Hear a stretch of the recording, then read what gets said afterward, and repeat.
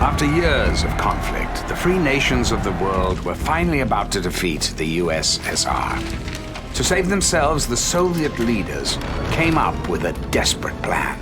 They created an experimental time travel device and went back into the past to eliminate the one man most responsible for the Allies' technological superiority, Albert Einstein. Then forever changed the future. In this new timeline, the Soviets were the aggressors and the Allies were on the run. But in the process, they inadvertently spawned a third world power, the Empire of the Rising Sun. Led by the Emperor Yoshiro, they believed that they were destined to conquer the world. The Empire struck without warning.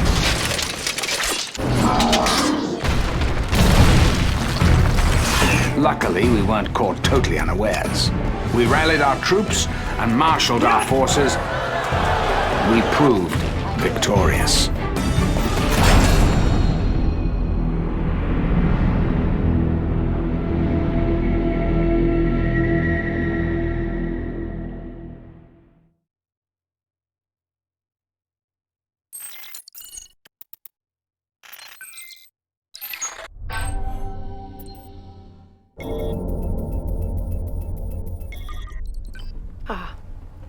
There you are. Battle control is finally online and everything is in place. We've acquired the construction vehicles from the three world powers and they're now ready for your disposal. The post-war situation is so bogged down in border disputes that no one will even see you coming. We'll be standing by to collect the technology of the wreckage left behind so that soon we'll have samples of all their military assets to do with as we please. Or as you please. Good luck out there. We'll be monitoring your progress with great interest.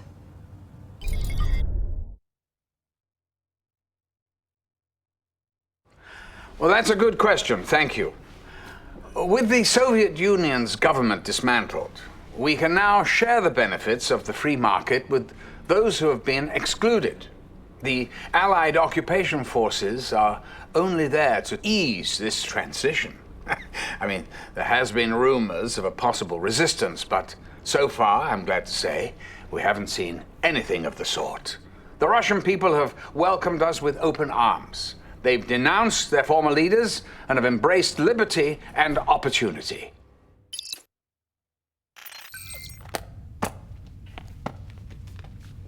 Commander, these are dark times, are they not? We are very grateful that you have joined our cause. The people need leadership if they are to rise against the Allied oppressors. Our resistance movement is well underway, but we have a problem. Our scientists who are instrumental to our new weapons development have mysteriously gone missing. Our scouts have discovered suspicious research facility protected by Allied forces. We must search there for any clues regarding the whereabouts of our scientists. You'll be granted only a small force. It is all we can spare. Find out as much as you can, comrade. Udachi.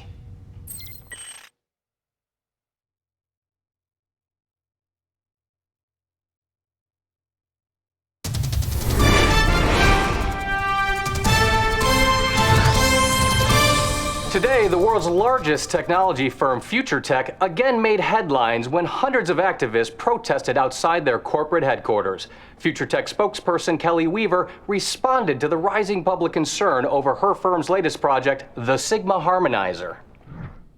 Protesters spoke out against the chronosphere when that was in development as well. It's normal for there to be some fear and skepticism when it comes to change.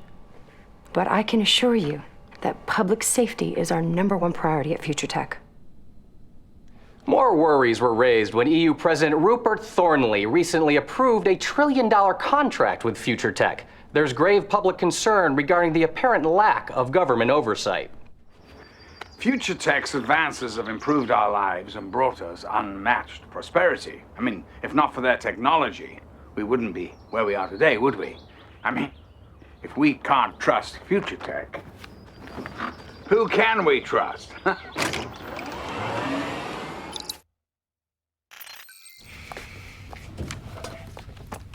I can't believe this. Future Tech has full support from the Allies, even though they have been kidnapping our scientists for their own devices. We have located another secret research facility. This time they had the audacity to locate it in Mother Russia herself. Protect our people and put an end to whatever they are doing there. До свидания.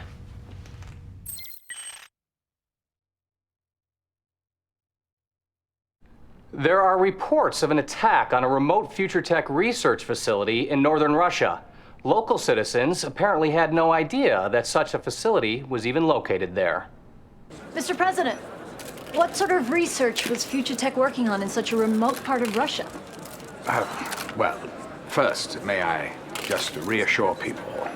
Our first concern right now is finding the terrorist who perpetrated this cowardly attack. Now, I have full confidence that Future Tech is dedicated to making our world a better place. But, of course, they're employees. They can't be expected to build us a better future if they're working in fear of their very lives.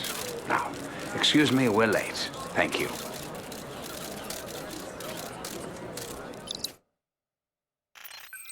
It looks like our Cold War is heating up. Our agents have traced the source of Thornley's reinforcements from your mission in Siberia. The troops came from a military base located a half a world away in the Yucatan. The Allied command doesn't even know about this base. If they're not about to stop Future Tech, then we will. Whatever this group is building will surely be used to keep the Soviet people under their boot heel. Go to the Yucatan and destroy these forces which are protecting Future Tech.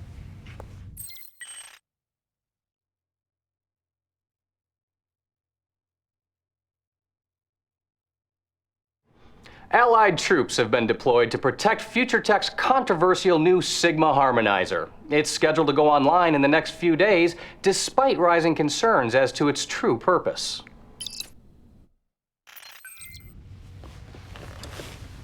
Future Tech may have fooled the rest of the world into letting them build this machine, but we know the truth. With this new device, that deceitful President Thornley could debilitate the Soviet Union forever.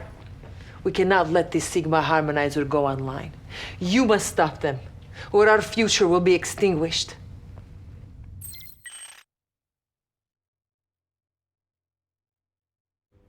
I can assure you that Future Tech's board of directors knew nothing of Thornley's personal involvement in the Harmonizer project. And to make sure nothing like this ever happens again, we're putting in place additional security protocols. Future Tech is committed to prosperity and the public good, and we look forward to providing the world with a better tomorrow. The Allied leaders have called to thank us for putting down this maniac Thornley. In fact, as we speak, they're pulling their forces from our territory so that they may increase security within their own. We have gained their trust, comrade. And now we will begin again to rebuild the glorious union of Soviet Socialist republics. The people thank you, Commander.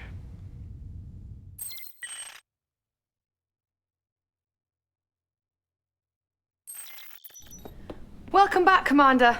You're looking very fit and rested. I hope you're ready, because we have some important work ahead of us. Our occupation force in Japan has intercepted some disturbing news. Instability is mounting in various provinces there, threatening everything that we achieved in our victory. Their leader, Tatsu, has been cooperative with our post-war arrangements, but the problem lies with their provincial shoguns. These warlords are raising armies against Tatsu and our occupation. The plot seems to be spearheaded by Shinzo Nagama. His loyalties lie fiercely with the late emperor, and he refuses to bow to any other. We'll need to send in our own forces to put this uprising to rest. You'll be working directly with Tatsu on this. Please try to show him the proper respect, sir, as he's working with us now. Good luck, Commander. Commander, I'm told you're the best field officer the Allies have. I hope so, because we need to move quickly. Shinzo has many loyal followers, and his numbers are growing steadily. He has always resented my authority and my progressive ways. He's too old and stubborn to understand that the world has changed. But that doesn't mean he isn't dangerous. He is a master warrior. and quite deadly. You'll find him in the Iga province, home of the Nagama clan. Do not let his stubbornness be the cause of our destruction.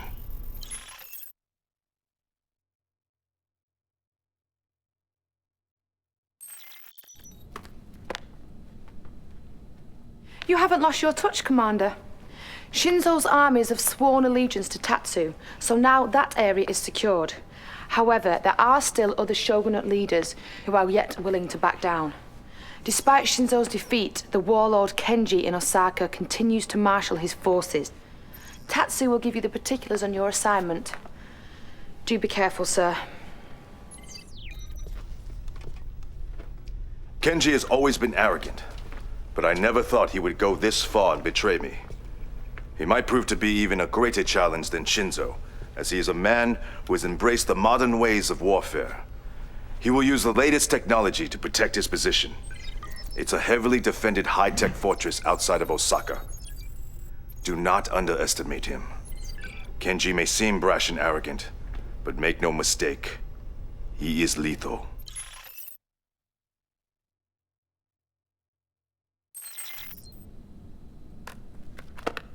Good job, Commander. Thanks to your brilliance on the battlefield, the rebellion is very close to being contained. There is only one shogun who is left to surrender. Takara is planning a full-scale assault upon the throne. She needs to be stopped, sir. I know your men are tired and your equipment has been pushed to the limit, but this is our last chance to prevent this region from falling into chaos. Tatsu will brief you on the specifics. Good luck.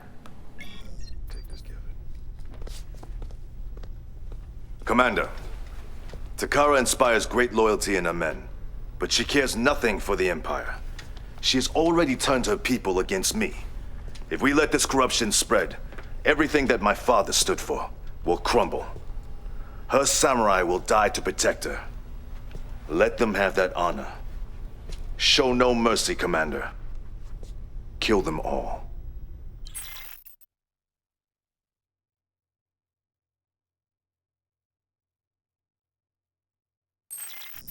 I'm glad to see you in one piece, sir. Tatsu caught us completely off guard. We should have suspected he was up to something. If he had succeeded, he could have resurrected the Empire's full military might. The only reason he didn't was because of your efforts. The world owes you a great debt. Thank you, Commander.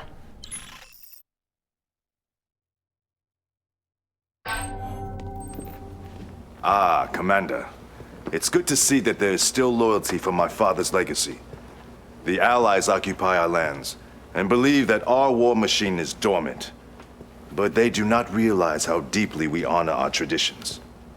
As one of the last samurai standing, the Empire needs your sword. The Soviets are taking advantage of our defeat and making a play for Empire territory. Under the very noses of the Allies, they are attacking Sakhalin Island. Commander Kenji is doing his best, but he cannot hold out for much longer. You must come to his aid and beat back the Soviet advance.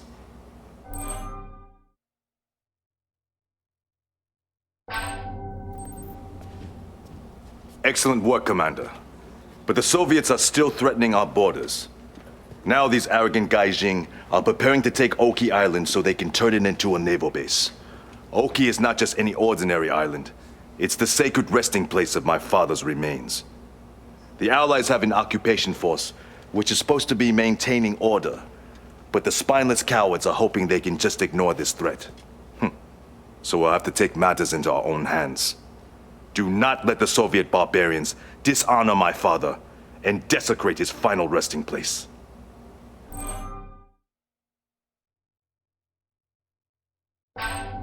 Commander, you have honored my family with your victory at Oki Island. But now it is time to take the fight to the aggressors. We must make Moskvin and Oleg regret that they ever stood up against the rising sun. Attack Vladivostok and erase every trace of the Soviet presence.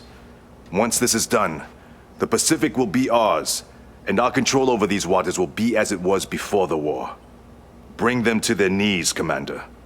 Make them pay for their impudence.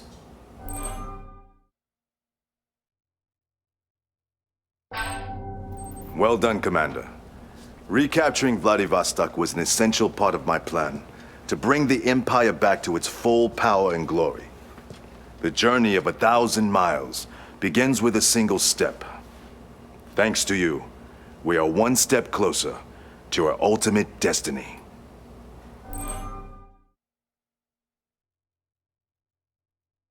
Tonight, for our special report, Brenda Snow is here with an exclusive on the powerful and elusive Yuriko Omega. Brenda? Thanks, Ted. By now, you may have heard the stories of Yuriko Omega, the mysterious Japanese girl with the terrifying psionic powers. During the war, Allied soldiers claimed that she decimated entire combat battalions using only her mind. Who is this young girl? Where did she come from? And how did she develop these fearsome and fantastic abilities? Yuriko's history is somewhat murky. Some sources say that her real name is Yuriko Matsui, and that Omega is simply a code name used by the military. According to these same sources, she was born in the small coastal town of Tanabe and exhibited paranormal powers from the time she was very young. There are indications that she was scorned by her schoolmates because of her unique abilities. When the government learned of these talents, she was taken away to the Shiro Psychic Research Center run by this man, Dr. Shinji Shimada. He's widely known for his advances in the area of psionic research. What did the scientists at the Shiro Research Center do to this confused, lonely little girl? We may never know exactly, but whatever it was, she was never the same again. Welcome back to our special report on Yuriko Omega. During the war, Yuriko was used by the Empire's military machine. Her psionic powers made her one of the most dangerous weapons in the Empire's arsenal. Her reign of terror ended when the Allied forces invaded Tokyo. Yuriko was found unconscious under the rubble of the Imperial Palace and taken into custody. Transported back to the West, she was kept in complete isolation in a high-security compound deep in the jungles of Guam. Allied military officials still refuse to comment on the disastrous events which followed Yuriko's detainment. We do know this, though. Yuriko Omega was nowhere to be found and is now assumed to be on the run. Where could she go? If the military knows, they aren't saying. One thing is certain, however. Sometime, somewhere, she will reveal herself. And when she does, hundreds, thousands, possibly millions will be in very grave danger. So, do they think she's trying to get back to Japan? No one knows, Ted. Since her escape, there's been no sign of her whatsoever. Well, thank you for that, Brenda. Fascinating. Now we go to Molly McFarland, who's at Sunshine Mall covering the grand opening of a brand new putt-putt golf course.